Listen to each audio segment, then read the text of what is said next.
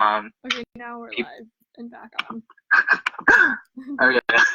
All right. So Generally, if you're confused between IR and foreign policy, like what it means, like what's the difference between the two. Today we're talking about international relations, which is focusing on general theoretical explanations for why states behave the way they do in relation to other state or non-state actors. And foreign policy, which is what you more typically see in the news, it's just sort of case-by-case behavior of a state in relation to a specific action or like interaction with other states. So foreign policy basically just doesn't need an overarching theory to explain all interactions. Okay, cool. So a little roadmap of what this lecture is going to cover. The first part is the basic stuff.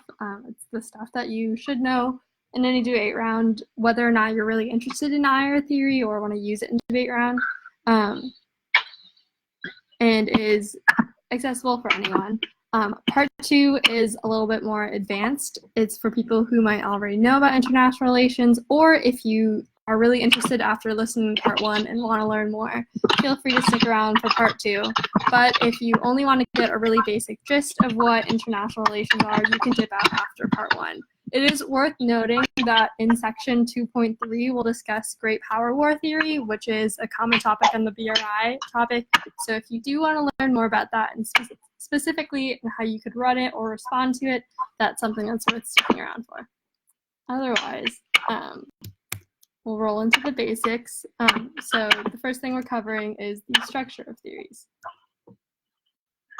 All right, so generally when you're looking at every theory, it fits into one of three levels of analysis, and then whichever theory it's or whichever level it's in depends on who you're looking at and like who you're analyzing for your actor. The first image is individuals, so just individual decision making in the nature of human beings, or just one human being. The example would be Hitler is who caused World War I or World War II. And then second image theories deal with the structure of different states, so like autocracies, democracies, just the way that a state has its system structured. And so the example would be fascism is what caused World War II. And then the third image theory looks at the entire international system and explains generally, for example, unbalanced multipolarity is what caused.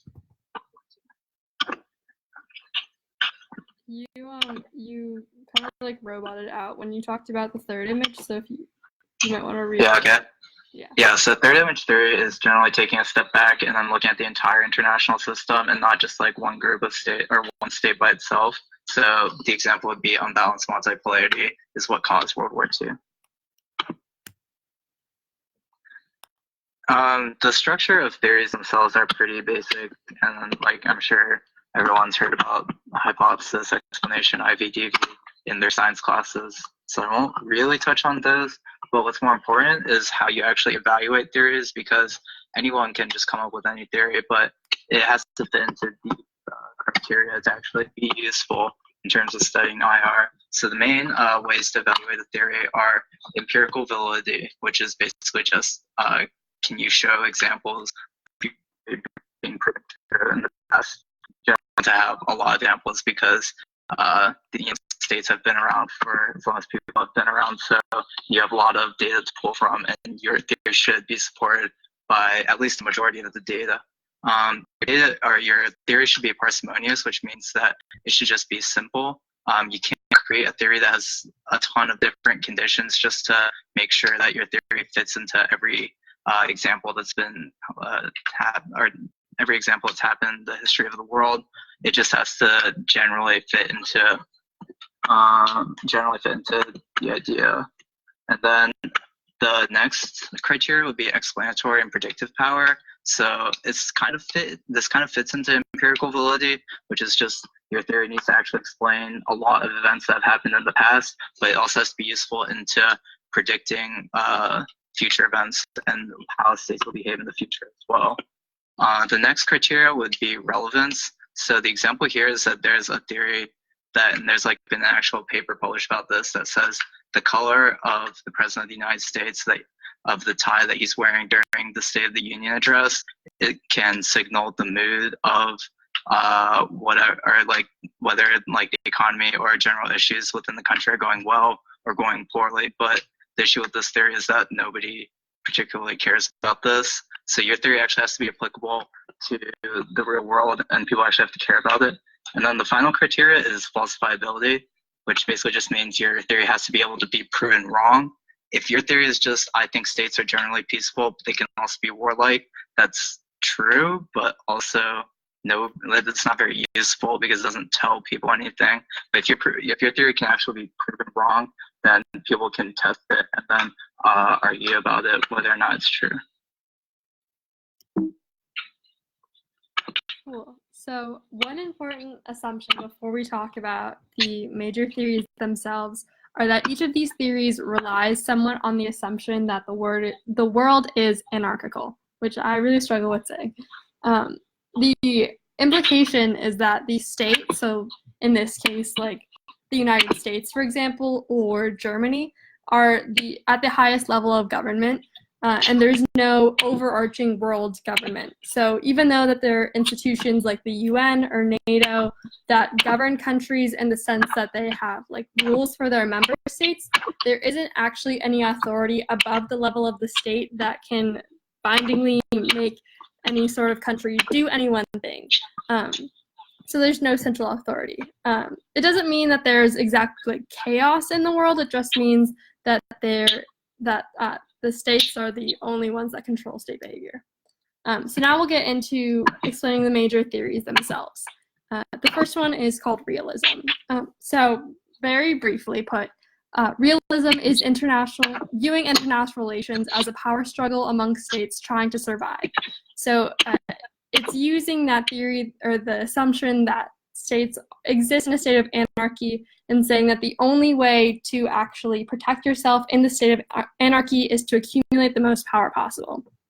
A really easy way to conceptualize this for you as an individual is this argument that Thomas Hobbes makes, where he says that anyone could kill anyone else. It doesn't matter how big you are, how small you are, because even if like you're like really, really big and muscular and like strong, someone could still kill you while you're asleep. So everyone fundamentally needs to try to accumulate the most power because it's the only way to make sure that you can have the best odds of surviving. So not just being a strong person, but like living in a strong house and things like that. Power can be defined multiple ways. There are like traditional ways of thinking of power, like having like a really strong military or having a really powerful economy. But for example, you can think about how a lot of Northern European countries don't have large militaries, but still have a lot of international power because they're perceived as really eco-friendly. They have like really high rates of like people reporting high quality of life. And so even though they don't have traditional types of power, they garner power through having a positive cultural perception. So power can be defined in a bunch of different ways. The major authors, if you ever want to go into more research on realism, would be Thomas Hobbes, John Mearsheimer, Hans Morgenthau, and Kenneth Waltz, among a lot of other people, but these are the ones who are some of the most prominent thinkers of the school. There are two really big sub-theories of realism. We'll get more into these later and a couple other ones in part 2. But the two really big ones to know are first offensive realism, which says that the only way to survive in the anarchical system is to make sure that no one can hurt you, so all states are striving to maximize their own power, which is kind of what I explained earlier. But the second one is defensive realism, which says that the effort of one state to be secure inevitably threatens another state, which creates a security dilemma, and the way to get out of this is by creating a defensive stance. You can think about it as if like it's during the Cold War and Russia and the US are building up their own arms. Even if the US is like building up their nuclear weapons just to make sure that they can protect themselves, the fact that the US has those nuclear weapons inherently means that Russia is less safe, or the USSR, I guess, is less safe because one of its enemies has those weapons. So then they have to go and start building up their own arsenals, and that creates a security dilemma where both states are kind of scared of each other because now they both have really big nuclear arsenals. So defensive realism says the way to pursue safety isn't actually by pursuing a maximization of power. So like, for instance, getting a bunch of nuclear weapons, but actually by making yourself really defensive and only building up your defensive capabilities so that the way other states perceive you isn't as if you're trying to attack them and doesn't make them want to attack you. So 2 really big real-world examples for these theories. One, which is debate related, for offensive realism would be China and the Unclosed Tribunal. If you didn't debate this topic, basically the UN Convention on the Law of the Sea had this tribunal where it said China's behavior in the South China Sea was bad, really oversimplified version, and they told them to stop it. But China didn't listen to the tribunal and kept on building up islands in the South China Sea and doing their other actions there. What that tells us about China is that they don't really listen to international law. They really want to be maximizing their own power, and that's their major goal in order to become like the predominant hegemon and be able to survive in the anarchical state. So that's an example of a country acting according to the tenets of offensive realism. As for defensive realism, a lot of people say the reason the US came out so strong in World War I was because it took a really defensive stance. It only responded, for instance, like when Japan attacked Pearl Harbor, it only responded to Japan. It wasn't like actively going after different countries unprovoked. And so some theorists say that that's why the US was so successful, because they never really challenged anyone and took a really defensive stance. The next one is liberalism, which is really big because it's actually what most theorists consider to be the theory of international relations that governs the current world order. So put really simply, liberalism is just the idea that countries work together to achieve peace. So there's a big departure from realism in which it's not that countries are like in this big dogfight against each other, but actually that they're trying to work with each other to pursue like international stability. It also departs from realism because realism is more of a third world image, like Thomas was explaining. It's third world, not first world, right? Okay, he's gone. Anyway. Oh, sorry, my mic was muted. But so some realists are first world, but generally current scholars are mostly third world, or third image. Yeah. Okay. Beautiful. So whereas realism views states as like these, like a really common term used is like black boxes, so you can't really see into them. Liberalism pays a lot of attention to the individual characteristics of these states there and what they want in the international system. So some major authors would be Kenneth Thomas? Yeah. Yeah. And Michael Doyle. Some big sub-theories of liberalism. The first one would be institutionalism, which is also known as neoliberalism.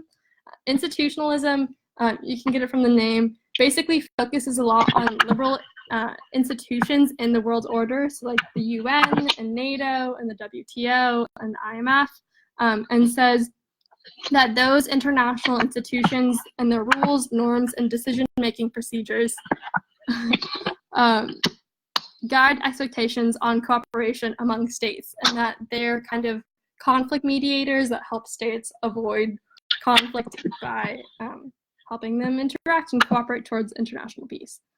Another really big one that you probably all used in debate round at least at one point is democratic peace theory, which is the idea that democracies rarely fight each other, but that they do fight autocracies much more often.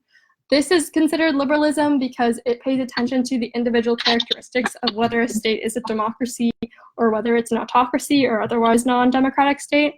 And then we'll talk about the reasons why it may be true or not true